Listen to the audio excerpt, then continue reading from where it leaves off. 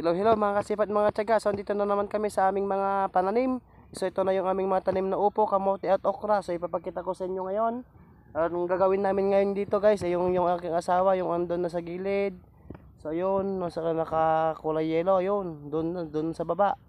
Sa banda doon. So naglilinis siya ng okra. Ako naman ay maglalagay ako ng akyatan dito sa ating mga upo dahil malalaki na sila at nagsilabasan na yung mga talbos. So ito na nga yung ating mga upo.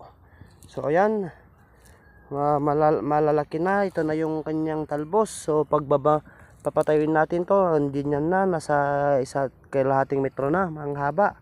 So ayan, sa tabi ng ating upo guys ay meron kaming tanim na kamote. So ayan, ito yung magsisilbing keep ng mga damo dito sa ating mga pananim. At sa gitna naman guys, so para hindi sayang yung area natin, so ayan, nilagyan ko ng tanim na okra. So ayan guys, ito lahat ng mga pananim natin dito sa may upo at may kamote ay may tanim na okra sa gitna, dahil para hindi sayang yung espasyo, dahil malawak-lawak yung aking pinagtanim ng upo. So banda dyan naman sa tabi niyan, yun yung aking asawa guys. So ayun, naglilinis na doon sa okra, nagdadamo na dahil malalaki na yung mga damo doon. So ito na yung aming pananim na okra. So ayan, hanggang doon sa nililinisan na. So ayan, yan, napakalawak niyan, 1 kilo lang naman yan. Pero napakalawak na ng aming napagtaniman. So ayan na. So ito na yung aking mga natapos guys. Meron na din kaming mga 10 mahigit na butas na nagawa ko. Pero dito muna ako sa silong guys, dahil ngayon wala muna ako sa kondisyon na magtrabaho. Pinipilit ko lang dahil ayaw kong magtambay doon sa bahay. At nagtatrangkaso ako ngayon guys. May ubo, sipon at sumasakit ng ulo ko. Sabay yan guys, galing din ako sa bukid ng aking tatay. Tinulungan ko.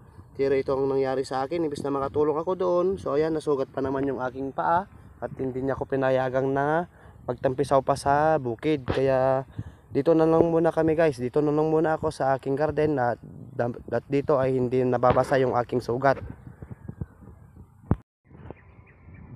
Yan, ito na yung aking asawa guys. Ito na yung kanyang dinadamuhan. So ayan na ito na yung mga natapos niya.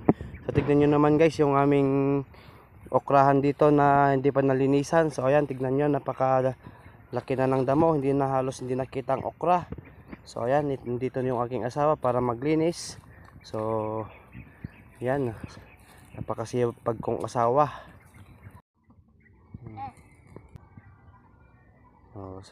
Ito yung aking asawa guys. Ito na yung kanyang natapos.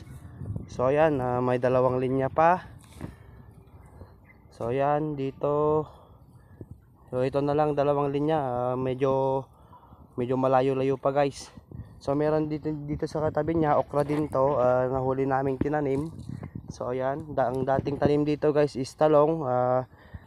Yung problema ko sa talong guys, kaya ko pinaparmal na dito, pinarotovator na, dahil wala na akong pangtustos sa mga pang insecticide guys, dahil sobrang inuud yung mga bunga. Kaya hindi ko mapigilan, wala na kaming napipitas na bunga, kundi puro inuod na lang, kaya pinalitan ko na ng okra. So ito yung malalaking okra namin guys. So ito naman yung sumusunod na. So ayan, nagsisilabasan pa lang, maliliit pa lang guys, nasa 5 days old pa lang to. So hanggang yan sa area na yan na walang tanim, may okra na rin yan. So ayan, doon din ako naglalagay dun sa malaking ipil na yon. Yan sa tapat noon ay doon ako naglalagay ng trellis para sa ating mga upo. Minom ka? Oh.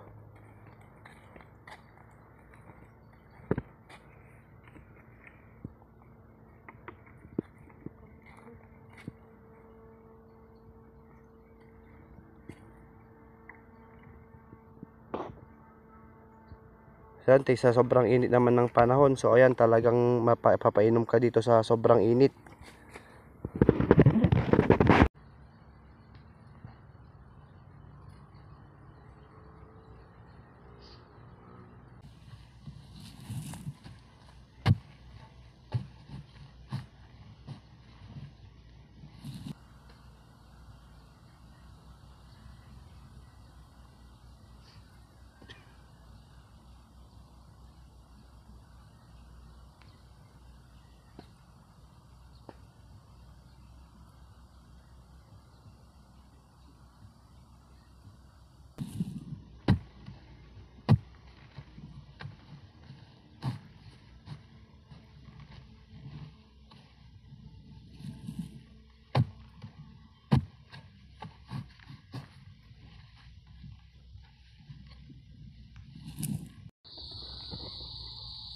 Tan, nagtudon.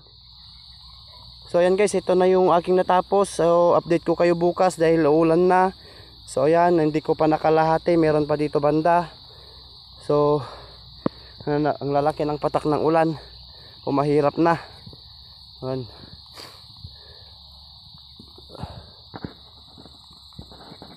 Tan!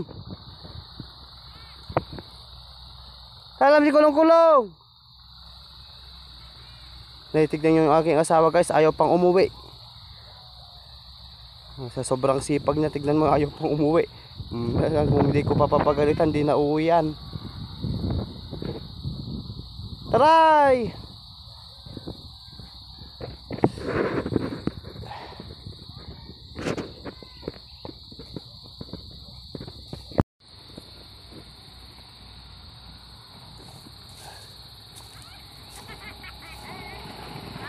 Ay, okay.